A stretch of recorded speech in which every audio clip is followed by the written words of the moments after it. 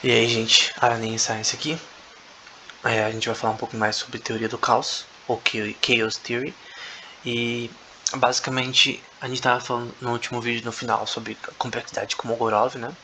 E complexidade de Kolmogorov tem a ver com entender como os sistemas são complexos de uma forma abstrata matematicamente, como buracos negros, sistemas biológicos, enfim, qualquer tipo de sistema que de certa forma tem informação.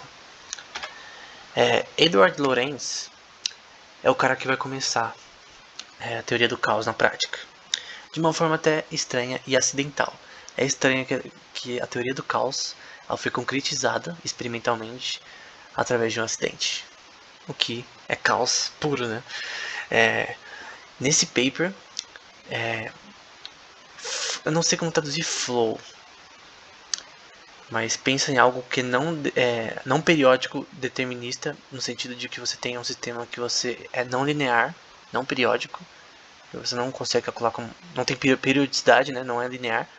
Só que tem um padrão, uma ordem. É caos gerando ordem. Então essa é a questão, esse é o paradoxo. Que o caos estatístico gera ordem. E é estranho que ele descobriu esse tema através de erros que ele teve no computador. Então ele criou algumas equações para prever o tempo, né? Meteorologia, ele é um cara em meteorologia do MIT. E as equações deles, no começo, ele pensou que era um erro. No computador, nossa, o computador deve estar travando. Eu acredito que ele deu uns tapas no computador, não tá pegando. Tomou um cafezinho, falou, pô, mano, não tá pegando isso aqui. Aí rodou de novo o programa, e aí deu um erro absurdo, né, pra ele, né, porque o, os dados, ele só mudou alguns números as variáveis iniciais da equação e relacionados a tentar prever o tempo, e já começou a dar uns erros de ter números muito maiores do que o normal. E aí ele começou a entender isso.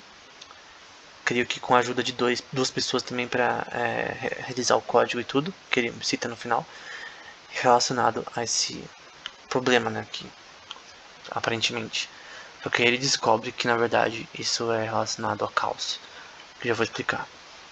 Então uma coisa importante que a gente vai saber é a phase space.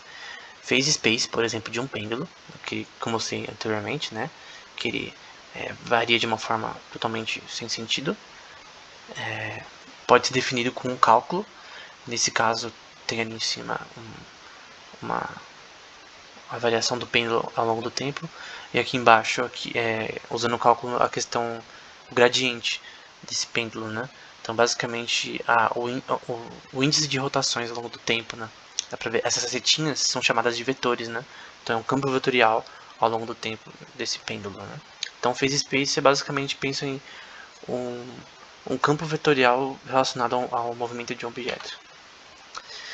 Uma função periódica é algo que é linear. Então você vê aqui que é linear. Você tem nesse caso é relacionada por exemplo, no computador, ao clock size, a clock rate. Então, basicamente você vai ter, por exemplo, vamos supor, na parte binária, o 1 é essa fase aqui positiva e quando está 0 é negativa, vamos supor. Então, só um exemplo. Então, quando está o quadradinho para cima é positivo, quando está para baixo é negativo. E é periódico, é 1, 0, 1, 0, 1, 0, enfim, periódico. Agora, sistemas não periódicos, embora está escrito errado o sistema ali. Então, por exemplo, aqui é uma imagem que eu peguei do Wikicommons, são imagens open source, de um sistema não periódico, né, que não tem padrões. Então, nesse caso, são várias peças que estão agrupadas de uma forma não linear, sem nenhum padrão aparentemente aleatório. Um pentágono não periódico, né? Também do Wikicommons. Então, nesse caso, ele provavelmente gerado automaticamente, com formas totalmente abstratas que não tem um padrão específico. E na parte prática, esse tema teoria do caos também relacionado à biomedicina, né? A gráficos cardíacos, né? Gráficos cardíacos, eles não têm uma periodicidade, eles são totalmente variáveis. E isso tem aplicações médicas, até para salvar a vida de pacientes. Então, por exemplo, tem especialistas relacionados a lidar com, a entender especialistas médicos, né, a entender a condição de um paciente relacionada à parte cardíaca. E essas ondas que são relacionadas à parte cardíaca são importantes para você determinar o quanto aquele paciente de repente pode ter ou não um ataque no miocárdio, por exemplo, ou alguma patologia cardíaca em pacientes específicos com condições cardíacas. Então você entender isso é extremamente importante, porque isso está enquadrado dentro de caos. Isso daqui não é linear, não é assim. Não tem padrão. Pô, mas por que eles não pegam um número de dados específico, treinam um sistema, de repente usando inteligência artificial para treinar um sistema para entender esse padrão? Esse é o problema do caos. Você não consegue encontrar padrões. Esse é o problema. Então, é um exemplo simples de algo que tem no seu coração, que você pode sentir aí, que gera caos. Não é simples de você entender. E aqui, gente, é uma parte importante. O paper do Lorenz, ele explica cada coisa relacionada a essas três equações. Esses x, y e z são basicamente x, y, z no sentido cartesiano, né? Então você tem x para cima, y deitado e z como se fosse três dimensões, né? E essas letras, né? O sigma ali perto do x lá em cima, o r e o b vão ser variáveis que vão ser importantes para nós. Por que eu estou mostrando essas equações? Porque elas vão ser usadas no nosso código agora. Então, esse daqui é o resultado da pesquisa de Lorenz, né? Que é chamado de attractors, né? Então, esse caos que é gerado pelo sistema, ele vai gerar esse padrão, como se fosse um looping de duas hélices, o efeito borboleta. Até tem uma palestra chamada o Porquê, esse é o nome da palestra de verdade, que a gente vai ver mais pra frente, né? Eu vou mostrar. Porque uma batida de borboleta no Brasil afeta o Texas, por exemplo. Um tremor no Texas. É um nome bem estranho. E realmente usa o Brasil. E é chamado de efeito borboleta. Então você já viu no filme, numa série. O efeito borboleta é um efeito gerado através de caos que gera ordem. E nesse caso, dentro do contexto do título daquela palestra que foi escolhido não pelo palestrante, né, não pelo Lorenz, mas pelo cara que ia fazer meio que sabe, que montou a palestra no sentido de convidar ele, ele escolheu esse nome, né? Então, uma borboleta que bate no Brasil, asas no Brasil, afeta o tremor no Texas, nesse sentido. Tem essa questão também, eu lembro de um filme, o Curioso Caso de Benjamin Button. Tem uma cena assim, se não me engano, que tipo, uma amarrada de sapatos errada de uma pessoa pode afetar algo que ela pode ser atropelada. No filme acontece isso, se não me engano, Benjamin Button.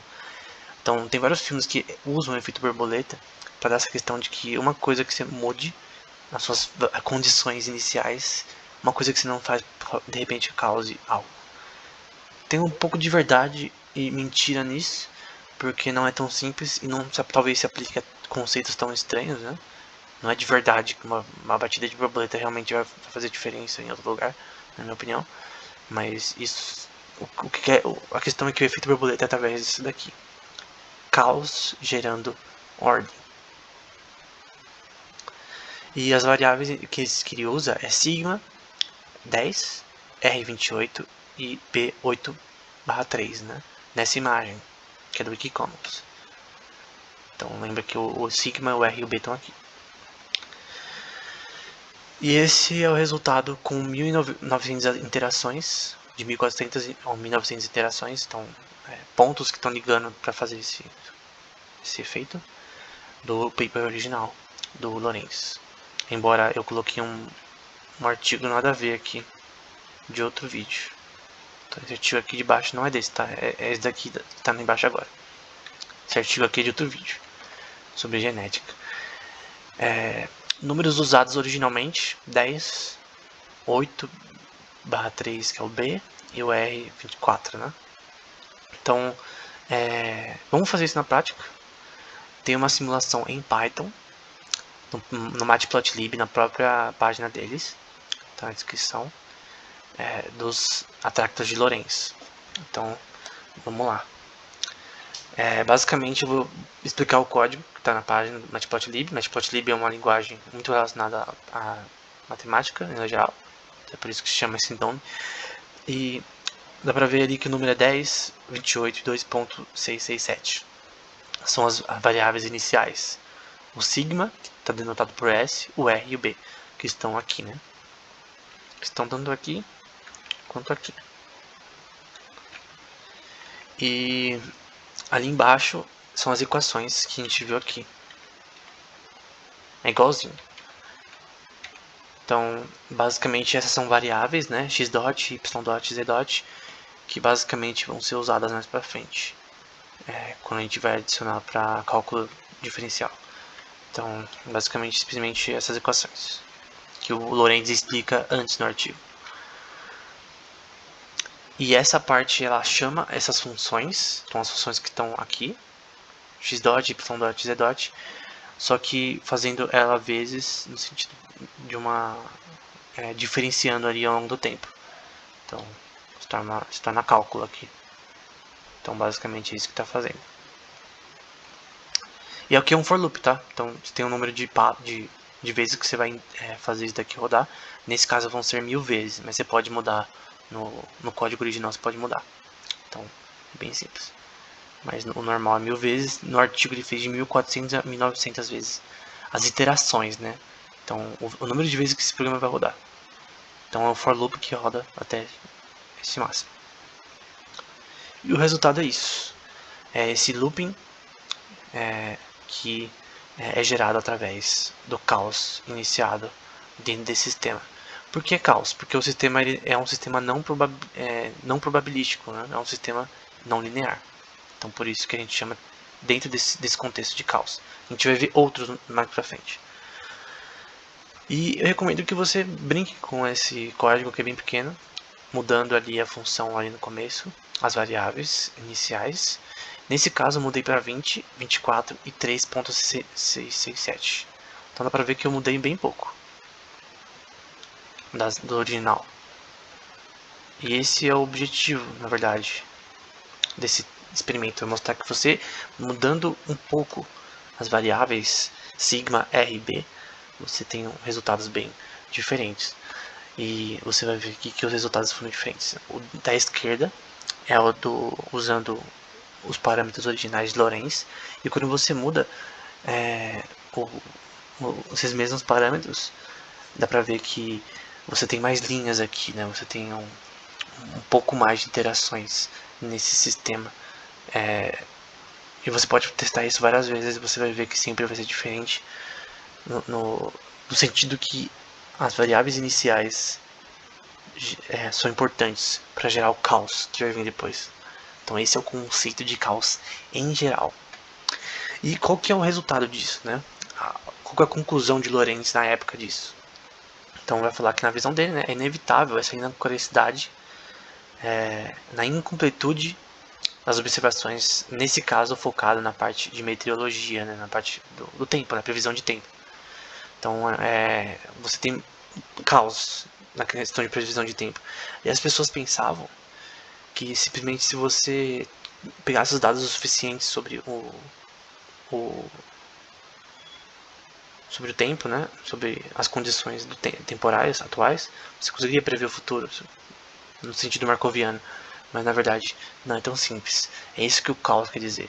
Coisas que não são simples de prever são extremamente difíceis. Caos puro.